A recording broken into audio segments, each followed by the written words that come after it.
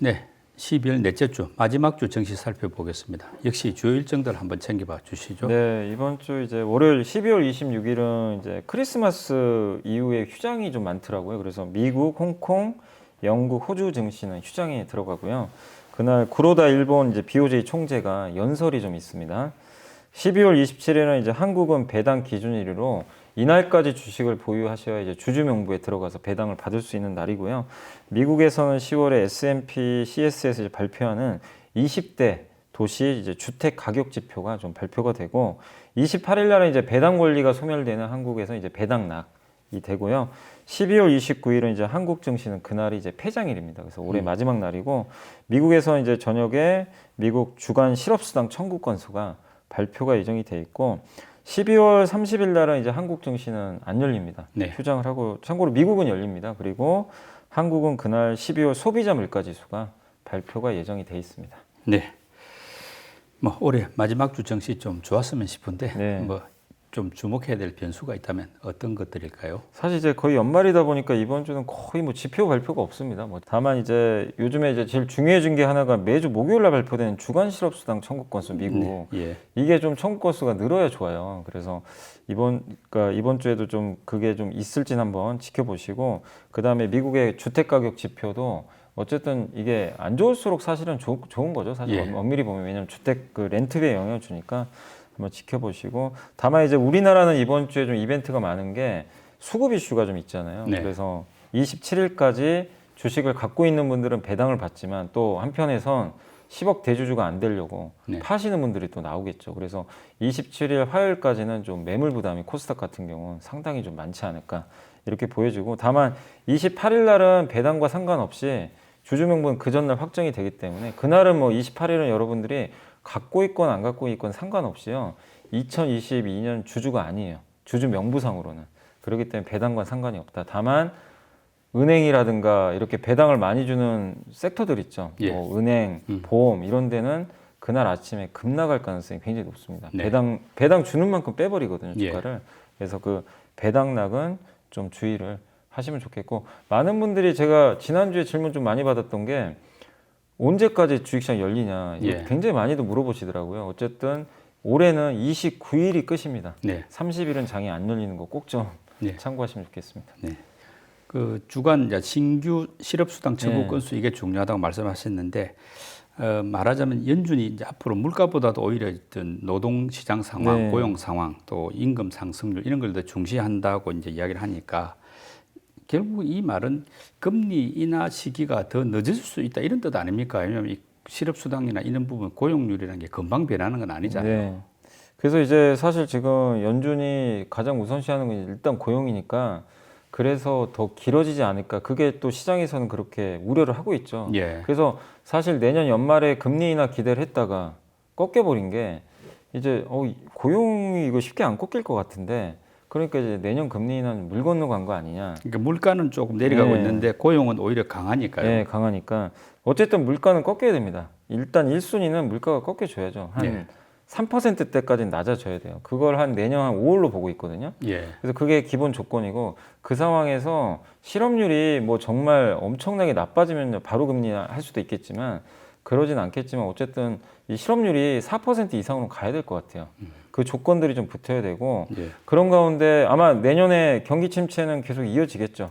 침체 이미 다 시장에서 인지를 하고 있는데 어쨌든 경기 지표들이 어쨌든 이제 상반기에 계속 안 좋은 쪽으로 나온다면 연준도 어쩔 수 없이 하반기엔 하지 않을까 이렇게 보여지는데 근데 그게 아니라 미국이 고용도 전혀 뭐 이상이 없고 물가도 막 3%대가 아니라요. 막 4%, 5%를 이 높은 데를 유지하면 금리 인하는 사실상 어려워지는 거고 그냥 네. 계속 고금리 유지가 되는 거죠. 예. 그래서 지금은 시장이 어쨌든 예상하기 좀 어려운 게 내년 데이터를 계속 또 확인할 수밖에 없다 보니까 시장에서는 어쨌든 좀 그 굉장히 혼란스러워하는 그런 모습이 있어서 그러니까 증시는 불확실성 싫어하거든요. 예. 그 올해 배당 낙일이 28일이지 않습니까? 그럼 이제 그 전날까지는 이제 배당주를 만약에 사려면 27일까지 사야 된다는 건데 네. 이 배당주 매매 전략도 좀 궁금들 해야 하니까 네네. 한번 설명해 주셨으면 합니다. 원래 배당주들은 항상 그 전에도 말씀드렸지만 여름이나 이렇게 좀 미리 사놓으시는 게 좋아요. 왜냐하면 이번 달에도 은행주가 많이 올랐어요. 항상 이게 반복되더라고요. 은행 보험주는 12월 되면 올라가요. 예. 그럼 그때 내가 배당을 노리고 사면 비싸지거든요. 근데 아시겠지만 내가 배당을 수익을 내는 건 좋은데 배당을 받는 만큼 바로 빠져버립니다. 예. 배당 나게. 그럼 7% 정도가 그냥 빠지고 거기서 끝나는 게 아니라요. 배당 많이 주는 기업들은 1월 내내 빠지는 경우가 많아요. 그래서 나는 배당 7% 수익 내다가 한 15% 까지는 경우도 있어요. 예. 배보다 배꼽이 큰 거죠. 그래서 전략을 미리 좀 세우셨으면 좋겠고 그래서 선택을 지금 하셨으면 좋겠어요. 배당 수익률보다 내가 시세 차익이 많이 난 경우도 있잖아요. 예. 뭐 예를 들면 7% 배당인데 지금 내가 10% 수익이 났어요. 가장 좋은 거는 저는 절반 정도 파는 게 낫지 않나. 어차피 배당 그러면 절반은 배당 받고 절반은 시세 차익이니까 배당 나게 주가 떨어져도 나는 리스크가 좀 줄어들고요. 그리고 시세 차익이 더 높으면 좋은 점이 일단은 아직은 내가 대주주만 아니면 양도세 안 내잖아요. 예. 근데 배당은 15.4% 배당 소득세를 내야 됩니다. 세금이 여기 들어가요. 네. 근데 그리고 배당 합쳐서 2천만 원 이상이면 금융소득도 종합과세로 이게 나중에 소득세 다 합쳐져 가지고요. 나중에 이제 고소득자는요 거의 절반 정도를 또 세금으로 내야 돼요. 네. 그래서 그런 게 좀 있으니까 자기의 그 위치에 따라서 한번 고민을 좀 해보시면 좋겠고 근데 나는 그런 거 신경 안 쓰고 나는 매년 어차피 이 기업 배당 꾸준히 받았다. 그런 분들은 그냥 무시하는 거죠. 무시하시고 그냥 가져가는 거죠. 뭐 배당 낙이 있건 없건 간에 가져가시되 배당 낙 후에 오히려 그런 분들 같은 경우는 주가 빠지거든요. 그럼 오히려 사는 거죠 더. 나는 왜냐면 매년 배당을 받았기 때문에. 그래서 이거는 정답이 있다는 게 아니라 여러분들이 좀 상황에 맞게 선택을 좀 하셨으면 좋을 것 같습니다. 지금 뭐 반도체 업황이 굉장히 부진하지 않습니까? 마이크론 같은 경우도 이제 9월 11월 분기가 적자였는데 문제는 이제 내년에 조금 그래도 업황도 돌고 그 선 반영해가지고 주가도 좀 반등하지 않겠느냐 이런 기대들이 나오면서 뭐 네. 1분기에 가능할 수 있다는 이야기도 있고 뭐 또는 뭐 하반기는 돼야 기대해 볼 수 있다 뭐 이런 이야기들이 분분한데 최근 한 그 메리츠 증권이 이제 보고서가 나왔는데 보니까 이 매물이 악성 재고를 많이 방출해 가지고 네. 반등 시기 오히려 앞당겨 줄 수 있다 이런 내용이었는데 좀 설득력이 있습니까? 어떻게 보십니까? 아 근데 이게 주가를 보면요 시장은 안 믿더라고요. 그러니까 이제 왜냐하면 올해 내내 그래도 한 번씩 또 반도체에 대한 긍정론도 많았잖아요. 네. 근데 그게 안 맞았거든요. 그리고 생각 이상으로 너무 안 좋은 거죠 지금. 네. 하이닉스가 내년에 5조 적전할 거라면 올해 초만 해도 누가 상상을 했겠어요 사실은. 그러니까 이제 이렇게 분명히 좋아지는 것 같은 얘기들이 나와도 사람들이 확인할 때까지는 아예 그냥 안 믿는 것 같아요. 그리고 결정타가 마이크론이 실적 발표를 했는데 CEO의 얘기를 들으면 주식을 사야 돼요. 예. 그분 얘기는 뭐냐면 재고는 급증했고 이익은 적자잖아요. 네. 근데 뭐라고 했냐면 투자는 난 크게 줄이겠다. 예. 여차하면 24년도도 줄여버리겠다. 공급은 줄일 자신이 있다. 이렇게 했고 내년에 이건 우리도 알고 있는 거죠. 인텔의 사파이어 래피드 신규 CPU가 내년 1월에 나오고요. 네. 그리고 중국 리오프닝 하잖아요. 예. 이 두 개 기대된다. 음. 그래서 내년 수요도 나쁘진 않을 것 같다. 예. 공급은 줄지만 예. 그럼 사야 되잖아요 주식을. 근데 주가 빠져버렸어요. 뭐냐 마이크론은 원래 좀 약간 긍정적으로 항상 얘기를 해줘요. 예. 톤이. 네. 그래서 일단 거기서 사람들이 야 저것도 너무 긍정론 아니야? 늑대 손해니까. 아예 안 믿어요. 예. 그래서 시장이 믿질 않고 그날 마이크론 이제 실적 발표하고 그 다음 날 미국의 반도체 기업들 주가가 다 폭락을 했습니다. 뭐 인텔부터 엔비디아 할 것 없이 예. 다 무너지게 된 배경은 어쨌든 지금 안 좋은 거 아니야? 안 좋고 재고 이렇게 많은데 결국 내년에 이익도 급감할 것 같고 그리고 한 가지 더 있는 게 시장이 이제 마지막 남은 걸 원하는 건 뭐냐면요. 삼성이 감산해야 된다. 예. 삼성 감산밖에 없는 거 아니냐. 근데 삼성이 아직은 어떤 말도 안 하잖아요. 그래서 시장은 내심 지금 기대는 하고 있는 게 다음 달에 삼성 이제 IR에서 감산을 조금이라도 좀 해주길 기대하는데 많은 애널리스트분이 그런 내용을 쓰셨더라고요. 예.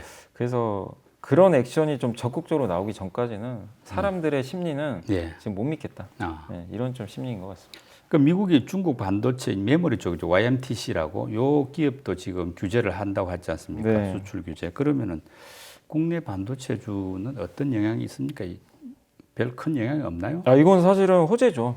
그러니까 호재라고는 봐야 돼요. 왜냐하면 YMTC가 들어오는 순간 네. 사실은 제일 큰 호재는요. 일본의 키옥시아입니다. 아. 도시바가 예. 굉장히 안 좋아요 지금 상황이. 예. 낸드가 지금 적자나고 있잖아요. 네. 근데 자꾸만 뒤에서는 몇몇 회사들이 쫓아오기 시작하죠. 예. 삼성은 감산도 안 한다 그러죠. 네. 본인들은 이제 30% 감산을 했는데 이 상태로 가는데 YMTC가 만약에요. 네. 애플에 공급을 하고요. 예. 중국 규제 없어서 아니 미국 규제 없어서 최첨단 장비 가지고 막 230 몇 단까지 만든다고 하면 상상을 해보세요. 네. 이제 도시가 큰일 기억시야. 난 거예요. 예. 공급이 계속 늘어나서 돈을 벌 수가 없습니다. 이건 그 뒤에 있는 이건 하이닉스도 마찬가지예요. 아. 큰일 나는 거죠, 사실. 예. 근데 미국이 그걸 막아줘 버린 거죠. 네. 그래서 시간을 번 거예요. YMTC는 지금 뉴스 보니까 이제는 3D 낸드도 못 만든다. 이 얘기까지 나와요. 아. 왜냐하면 그 장비가 장비가 없으면 못 없으니까, 만듭니다, 실제. 예. 그럼 2D 장비로 가야 돼요. 그러니까 옛날 걸 만들어야 돼요. 그럼 누가 사겠습니까? 중국의 저가 회사들 있죠. 예. 여기만 받아주겠죠. 그래서 장기적으로는 이건 물론 삼성은 타격이 좀 제한적이죠. 워낙 1등이니까. 그렇지만 삼성을 비롯한 메모리 업체들한테는 상당한 호재고 이게 YMTC만 제재하는 게 아니잖아요. 네. 중국의 웬만한 반도체 제조사 다 예. 이제 포함이 되기 때문에 한국의 기업들한테는 굉장히 큰 호재가라고. 그러니까 어설프게 규제하는 게 아니에요. 예. 그냥 아예 못 만들게 뭐 표현이 그런데 그냥 씨를 말리겠다. 네. 이런 지금 미국의 입장인 것 같습니다. 뭐 그런 부분에도 불구하고 국내 반도체주는 별로 뭐 반응이 없더라고요. 그건 왜냐하면 장기적인 관점이고 네. 지금 당장은 어쨌든 이제 재고 이슈. 예. 왜냐하면 실적이 중요하니까 네. 요게 좀 해소돼야 될 것 같습니다. 지금 뭐 자동차주들도 지금 연중 최저치를 막 갱신할 정도로 굉장히 네. 부진하지 않습니까? 그런데 지금 우리 이제 개인 투자자들은 뭐 약간 용감하게 좀 담고 있는 것 같더라고요. 네네. 이게 뭐 괜찮은 전략인지 우리 개인 투자자들이 좀 뭐 웃을 수 있는 날이 뭐 네. 도대체 언제쯤 올지 이것도 궁금합니다. 이게 물론 이제 내후년이나 그러니까 내년 하반기를 보고 하시는 분이라면 뭐 예. 나쁘진 않을 것 같아요. 왜냐하면 지금 내년에 안 좋을 것 같아서 지금 주가 빠지는 거잖아요. IRA 좀 피해랑 네. 그 다음에 내년에 수요 부진하다, 금리 오른다. 그럼 예. 차를 안 살 거 아니냐. 네. 그래서 빠지죠. 근데 한 애널리스트 이제 보고서도 나왔지만 그 현대차하고 기아는 여전히 자신 있다라고 전망을 하고 있대요. 내년에 대해서. 글로벌 수요도 그러니까 특히 내년에 미국 수요가 9%나 증가할 걸로 예. 오히려 전망을 했고 그 이유가 뭐냐면 취업자 수가 증가하니까 음. 원래 사람이 고용자 수가 늘면은 어떻게 됩니까? 내가 새로 취직을 하면 차부터 사거든요. 예. 그러니까 이 고용이 되게 중요하거든요. 자동차에는. 근데 이게 또 아이러니한 게 고용이 좋으면 또 금리가 올라가요. 긴축하잖아요. 그러니까 이게 참 두 개가 이게 참 애매한데 아무튼 현대차 입장에서는 고용자 수 증가하니까 차 판매 줄지 않을 것 같고 그다음에 잔존 가치라고 중고차 잔존 가치 있잖아요. 예. 이게 브랜드 가치가 떨어지면 잔존 가치가 엄청 낮죠. 근데 현대 기아가 요즘에 일본 차가 동급이래요, 거의. 아. 잔존 가치가. 예. 그만큼 경쟁력을 인정받고 있다는 얘기죠. 그런 걸 들어서 충분히 내년도 좀 버틸 수 있다. 이런 입장이고 또 한 가지 호재는 원재료 가격이 떨어지고 있죠. 철강, 예. 뭐 알루미늄, 리튬 요즘에 떨어지거든요. 이게 만약에 연간 20% 떨어지면 1년에 9,800억 비용이 준대요. 아. 그래서 이런 것들도 좀 좋은 작용을 할 수 있다. 그래서 사실 현대 기아는 미리 좀 선조 정도 받았고 현금도 많고 기아가 지금 배당 수익률이 5% 정도 된대요. 네. 지금 만약에 투자를 하면. 그래서 제가 봤을 때는 좀 어렵지만 지금은 좀 버티는 구간이 아닐까라고 저도 좀 보고는 있습니다. 그럼 말씀대로 내년 하반기 정도를 감안하고 뭐 충분한 시간을 갖고 좀 투자를 해야지 지금 뭐 당장 당장은 몇 쉽지 개월을 않아요. 보고 예. 투자하는 것은 맞지 않을 수 있다. 이게 예. 왜냐하면 또 현대 기아가 올라가면 좋죠. 좋은데 네. 올라가려면 뭐가 있어야 되잖아요. 네. 근데 그러지도 않고 그리고 상대평가에서 좀 밀립니다. 지금 제일 우리가 주간 그 상승률 보면 거의 중국 리오프닝 쪽이죠. 예. 사람들 시선이 글로 가 있어요. 그 여기 수급에서도- 밀리는 거죠. 수급에서도 밀린다. 네, 밀릴 수밖에 없다. 예. 네. 지금 대형마트 주말 휴업이 있는데 이제 대구에서 그걸 폐지하기로 했다 하고 뭐 대전도 이제 폐지하는 부분을 뭐 검토한다 이런 네네. 뉴스들이 나오더라고요. 그러면은 이런 마트류 같은 이런 뭐 유통주들 좀 영향을 받을까요? 일단 이게 대형마트 사실 의무 휴업도 뭐 폐지해야 되는 거 아니야 이런 얘기도 있었죠. 근데 예. 이제 지금 나오는 건 뭐냐면 대형마트 지금 그 휴일에만 예. 일주일에 둘째 주, 넷째 주, 일요일인가요? 그때 예. 아마 쉬는 걸로 제가 알고 있는데 그걸 평일로 돌린다. 평일로 이제 돌리는 사실 근데 평일로 돌리는 건 언제든지 가능합니다. 지자체랑 협의만 하면 가능해서 실제로 일부 이마트 매장은 네. 벌써 하고 있어요. 하고 있는 데도 있습니다. 그래서 그런가요? 저기 보면 제가 찾아보니까 전통시장이 없는 데 있죠. 예. 거기 뭐 경기 하남시나 안양, 고양 이런 데는 수요일 날 쉰대요. 예, 그래서 있는데 근데 대구는 되게 큰 도시잖아요. 예. 그러니까 이제 관건은 그거죠. 대도시에서 이걸 할 수 있겠느냐. 네. 대도시는 휴일 매출이 많이 나오거든요. 서울, 부산 같은 예. 경우가 이제 되면은 맞습니다. 달라지겠죠. 예. 그래서 이번에 대구 대형마트 의무 휴업일을 평일로 전환하는 거 추진 협약 체결이 맺어졌기 때문에 네. 이제 할 수 있게 됐는데 이렇게 되면 근데 지금 부산, 대전 등도 검토 중인데 이거 이제 지자체가 어쨌든 결론을 내줘야죠. 예. 그래서 아마 대구가 먼저 만약에 시작을 하면 다른 지자체도 따라갈 가능성이 좀 높지 않나 예. 이렇게 보고 있고 실제 이거 어떤 애널리스트 분이 이거를 계산을 하신 걸 좀 제가 한번 좀 말씀드리면 교보증권의 이제 정소연 애널리스트가 썼던 자료에 있는데 이마트는 이게 만약에 되잖아요. 네. 그래서 만약에 모든 이제 마트가 그 평일로 바뀐다. 네. 일요일 안 쉬고 그렇게 계산을 했더니 이마트의 일평균 매출이 360억 나옵니다. 네. 근데 평일 매출은 300억이고요. 주말이 500억 정도 나온대요. 아. 그래서 이걸 만약에 했을 때는 연간 3,840억 매출이 올라간대요. 전체 매출의 3% 정도 오르는 거고 롯데마트는 비슷해요. 전체 매출의 3%, 그 1,728억이 올라간대요. 그러니까 당연히 대형마트한테는 엄청 성장은 아니더라도 한 3% 정도의 매출 상승 효과는 나올 수 있다. 네. 이렇게 보시면 되겠습니다. 예, 이제는 2023년 연초 증시에 대비할 시기가 됐는데 뭐 그런 걸 감안해서 좀 주목해야 될 업종이 있다면 어떤 분야로 보십니까? 네, 뭐 굉장히 좀 분위기가 지금 안 좋기 때문에 이게 종목들이 뭐 당연히 좀 힘겹겠지만 그래도 우리가 뭐 내년에 좀 봐야 될 그런 섹터들은 좀 고민을 좀 해보시면 좋겠고 일단 저는 개인적으로는 일단 두 축으로 좀 보고 있어요. 공급망 재편. 예. 그래서 지금 미국, 유럽, 아마 중국도 자기네가 하겠죠. 예. 이 서로 다 공급망 재편에 지금 혈안이 돼 있거든요. 네. 그래서 그럼 결국 공급망 재편 뭐냐면 기술 투자하고 공장 짓고 설비 투자한다는 얘기예요. 그래서 거기 들어가는 섹터가 가장 대표적인 게 반도체 소부장. 예. 그래서 업황은 안 좋지만 이거는 거스를 수 없는 대세라고 보기 때문에 네. 계속 반도체 소재 부품 장비 중에 글로벌 반도체 회사에 좀 납품 많이 하는 그런 기업이면 더 좋겠죠. 한번 체크해 보시고 두 번째 아이디어는 결국 중국 소비입니다. 예. 중국 경제공작회의에서 제일 많이 나온 게 그거죠. 내년 무조건 소비 부양이다. 예. 두 번째가 플랫폼 규제 완화거든요. 예. 이 두 개예요. 근데 이게 다 소비 쪽이죠, 사실은. 예. 그래서 근데 중국이 요즘에 보니까 소비 쿠폰 준다는 얘기도 있어요. 우리 아. 그 재난지원금 줬던 거랑 예, 비슷하게. 그럼 중국 사람들이 아직은 코로나 때문에 밖에 잘 못 나가니까 우리랑 똑같아요. 집에서 뭐 사겠습니까? 가전제품 사고. 예. 근데 실제 가구를 안 샀대요, 그동안. 많이 못 샀다고 합니다. 아. 그러면 우리가 2년 전으로 한번 돌아가 보세요. 그럼 그때 좋았던 섹터가 IT 부품, 네. 그리고 또 좋았던 섹터가 석유화학이었어요. 석유화학은 왜냐하면 가전 가구 제품의 그 원재료가 다 석유화학입니다. 플라스틱 같은 거 있잖아요. 예. 이런 것도 당연히 늘겠죠. 그래서 올해 최악의 업종이 사실 이 두 개거든요. IT 부품, 석유화학. 이쪽이 중국 덕에 내년에 좀 반전 나오지 않을까. 네. 그러니까 이거는 약간의 역발상으로 네. 중국과 연결해서 한번 고민해보면 좋지 않을까 생각을 합니다. 공급망 재편과 중국의 어떤 리오프닝, 리오프닝. 이 두 가지 축을 보고 예, 한번 대비해 보자. 예. 예.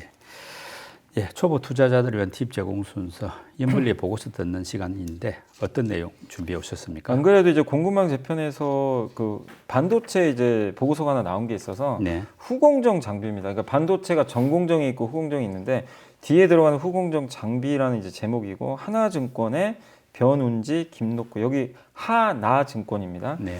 그래서 후공정 장비에 대해서 썼는데 전공정은 뭐냐면 웨이퍼에서 반도체를 만드는 것까지가 전공정이고 그 웨이퍼에서 잘라야 될 거 아니에요. 예. 잘라서 칩을 이제 기판에 붙여야 이제 쓸 수 있거든요. 뒤에 이제 조립하고 패키징하고 뭐 검사, 검사하고. 예, 요게 다 후공정입니다. 그래서 여기는 후공정 장비 4개 회사를 소개한 그런 거고 글로벌 반도체가 좀 안 좋은 건 알잖아요. TSMC도 뭐 좋을 리는 없는데 분명한 거는 그래도 증설을 한대요. 예. TSMC도 지금 2024년까지 1,000억 달러 설비 투자 집행을 하거든요. 근데 거기서 TSMC가 증설을 하면 후공정 서비스 업체들이 있어요. TSMC가 맡겨요. 네. 야, 이거 후공정 니네가 맡아줘. 그 서비스하는 회사들이 대만의 ASE하고 미국의 암코르라는 회사가 있습니다. 이 두 개 회사가 많이 맡아주는데 이 회사들이 그냥 하는 게 아니라 또 장비가 있어야 돼요. 네. 이 장비를 공급하는 회사들이 우리 한국에 한미반도체, 이오테크닉스, 인텍플러스 네. 이런 기업들이 공급을 하니까 그럼 이 기업들도 좀 증설하거든요, 같이. 그래서 좀 수혜가 예상된다.